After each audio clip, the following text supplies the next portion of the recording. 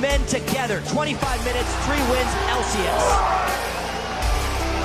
We have ourselves a second new team, ladies and gentlemen. It is KMT. Welcome to NA, and they sweep their way into the LCS. Congratulations, guys. Give it up for Team Kurt.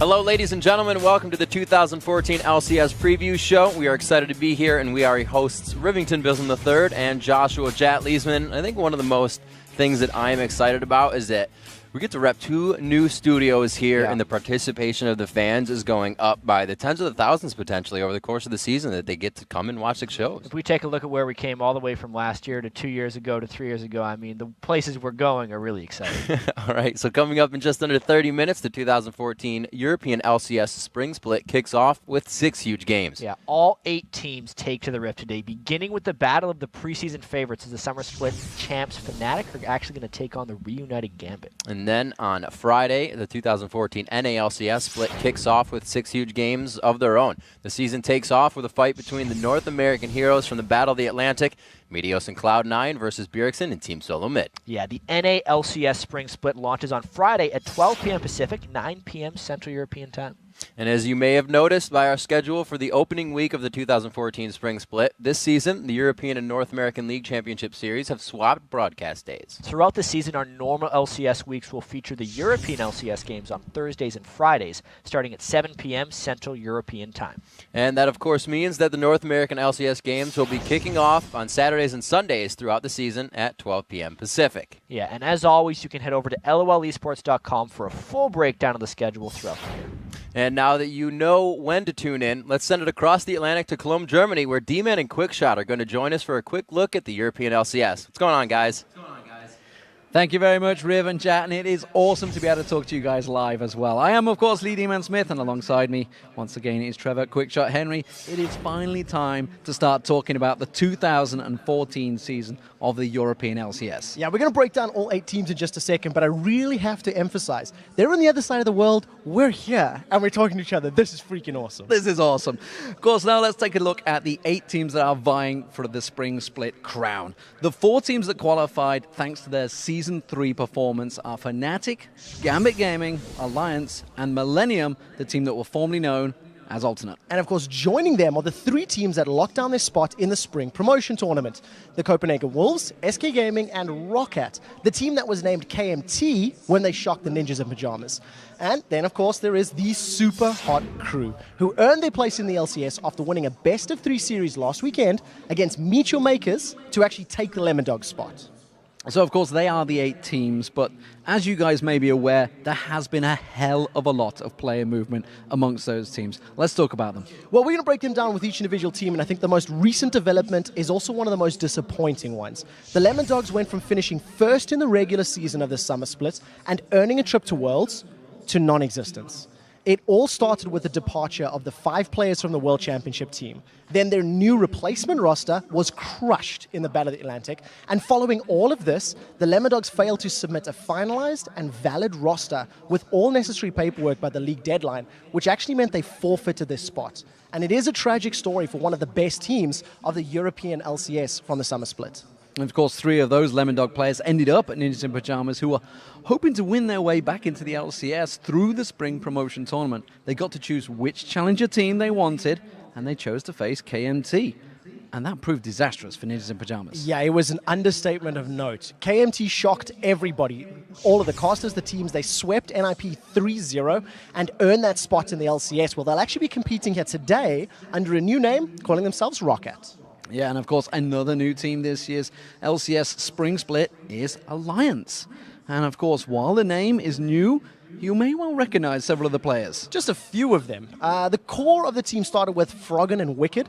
They acquired their old team's LCS spot, and they actually joined forces with former Lemon Dog AD carry Tabs. They also roped in the Copenhagen Wolves jungler Shook to form what is considered the super team. Yes. And at Battle of the Atlantic, Kazmich played support for them, but it's actually going to be Nif, who is their starting support for 2014 and throughout the spring split, who of course played for SK last year. And of course, there was a lot of hype leading up to the Battle of the Atlantic, and they certainly lived up to it. They dispatched of Dignitas, I think is a PC way of saying it. I think destroyed would probably be more realistic. Of course, however, there was one more team that did not live up to the hype leading into the Battle of the Atlantic, and that was the European champions, Fnatic. Yeah, well, Fnatic had a great Season 3.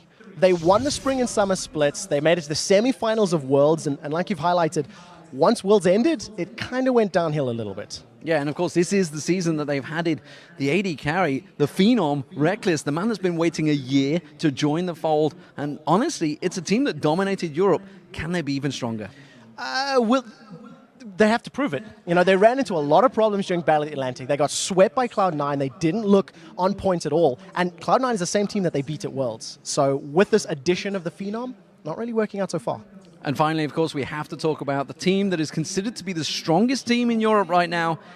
It is the men in suits, Gambit Gaming. Yeah, Gambit is back together once again.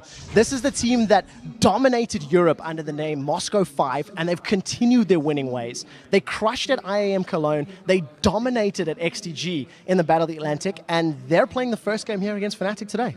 And of course, that is our view of what is going to be happening throughout this season. But now let's take a pro's view, because joining us is the new member of Alliance, Nif. Hello, everyone. I'm great to have you here, Nif, to start with. How are things going in Alliance? Obviously, you've joined, you've got a new AD carry alongside you. How's the team gelling coming into the 2014 season? So far, it's really going good. We have been in the gaming house for 2 weeks now, and things working out really good so far. Scrims going good. We had even trouble to find some scrims that one day, so we will see. Talk to us a little bit about Tabs now. You know, you've been playing with Candy Panda for such a long time. Now you're changing to new AD carry. How has it actually been adjusting to his play style? Actually, the playstyle is pretty similar. Both play kind of the same carries, can pretty much play every carry they want, so they play the carries that fit the meta, so they play the same. And also the playstyle they have, if you give them some kills, they can actually carry from the bot lane, and if they snowball, it's really easy to win the games. And in terms of strength, you know, obviously you guys have been having a lot of scrims. You just talked about how you weren't able to get one day. I did see how that worked out, but you continued to build team synergy. In terms of teams you've been playing, how do you judge Alliance or sitting in amongst them all? I think we will be the strongest team, to be honest. Ooh, strong words. So let's look at the other 7 then, who you're basically saying are fighting for second. How do you rate other teams like Gambit, like Millennium as well, or even teams like Copenhagen Wolves? Who should we as the viewers be looking out for? I still guess it's Fnatic, and actually only Gambit will be really hard. All the other teams, it's really hard to judge right now because a lot of teams has changed. We haven't scrimmed all games. We will play like against 4 teams actually, so we don't want to scrim them before.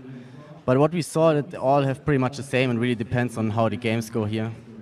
And obviously you were in the Battle Atlantic yourself. You weren't part of Alliance, but you saw all the teams performing. How do you judge Europe versus America right now? How do you see any of the big American teams? Because of course you got Bjergsen gone over and joined TSM and made them stronger. Yeah, we lost, unfortunately, 2 European players to NA. I still think we are stronger overall. It was kind of unlucky with the battle that they won the 2 games with 3 and 2 points. So it can change a lot. Well, if you were to redo some of those matchups now, you know, talking about the like Gambit, Vulcan, things like that, how do the American teams level up their game? Because we've seen so many one-sided squashes from everybody. What do they have to do on this patch to actually level it up? I think a lot of has with rooming to do in this patch, and play aggressive jungle. So if you get this, I think the games are still pretty snowbally. So if you get the early advantage, you can just snowball. It just takes longer to finish the games actually. And finally, of course, moving into the LCS Spring Split, what is your predictions? Do you put yourselves at number 1? Do you see anyone else challenging you? I put us at first, and after all, everyone can be second.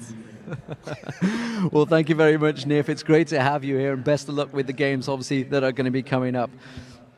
So, we've asked the pro players' predictions. We want to know, Trevor, I'm going to put you on the spot. What is your prediction for the 2014 Spring Split?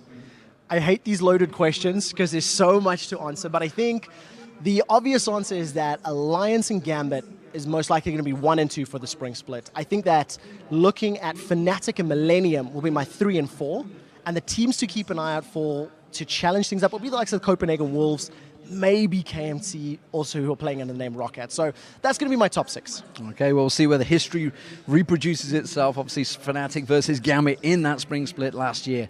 And with that, we've got to prepare for the opening day of the European spring split. That's kicking off in just under 15 minutes time, ladies and gentlemen. So now let's send it back over to Los Angeles to Rivington and Jad.